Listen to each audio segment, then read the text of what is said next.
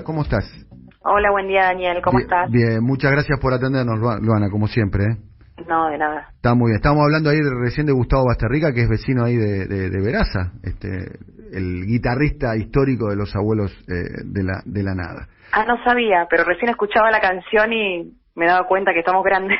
Sí, estamos grandes. Sí, ¿Pero vos de qué año sos? ¿Vos sos setentosa o ochentosa? ¿De qué año sos? Soy 79. Ah, 79. Estoy en el borde. Igual, agarraste la época de los abuelos. ¿La conocés a los Abuelos de la Nada o no? Sí. Está muy bien. Bueno, otro día hablamos más de música y demás, pero contame un poco los detalles del lanzamiento del programa Residencias Cuidadas.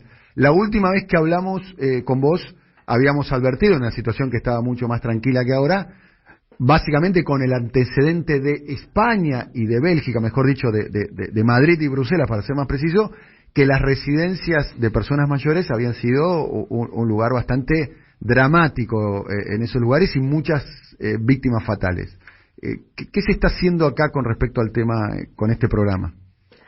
Sí, bueno, dentro de que todos sabemos que los adultos mayores son los más vulnerables frente a esta pandemia y todos nos organizamos en la vida cotidiana para cuidar a los más grandes, ¿no? Todos nosotros cuidamos más a los más grandes.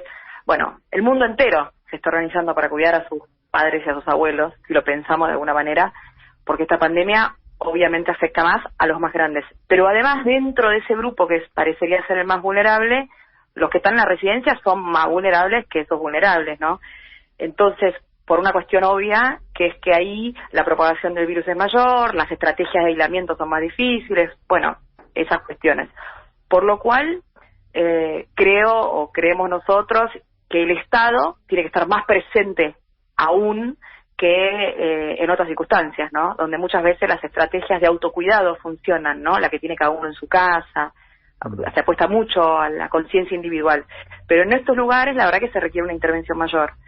Y justamente por eso, y viendo no solo las imágenes, como decías vos, sino nosotros tuvimos diálogo con esos países, viendo las cosas que no había que hacer, lo tomamos como experiencia y rápidamente lo transformamos en un programa, que es el programa de Residencias Cuidadas, que no es que el Estado, estando presente, exagerando los cuidados, te diría yo, exagerando los cuidados, nosotros intervenimos ante cualquier caso sospechoso, es decir, cualquier fiebre, cualquier tos, en cualquier residencia de las 560 que tiene, con las que PAMI convenia en la Argentina, nos notifican.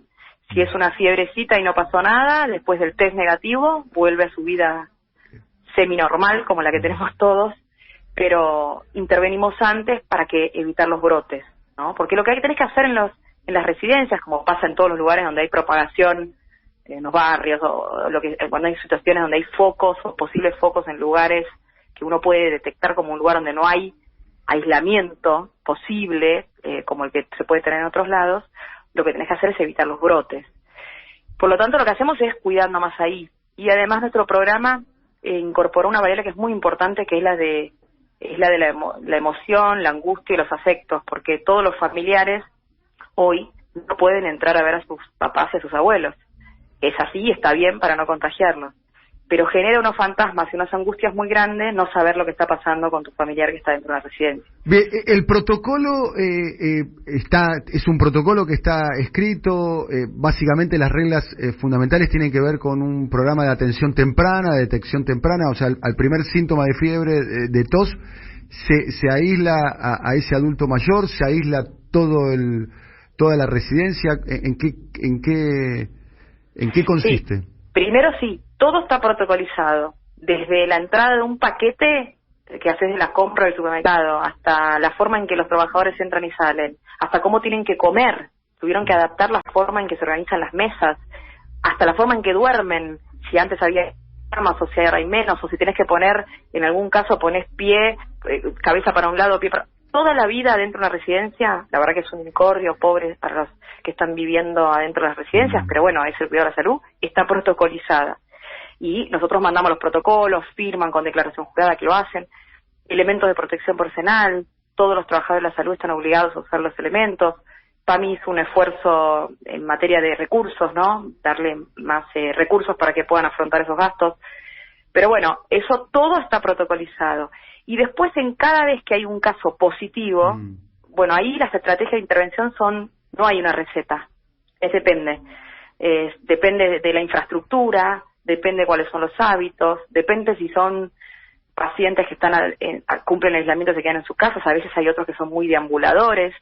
Hay una infinidad de cosas que nuestro equipo epidemiológico en cada caso interviene y dice, testeo a todos, a uno, a alguno, a un trabajador, derivo, no derivo.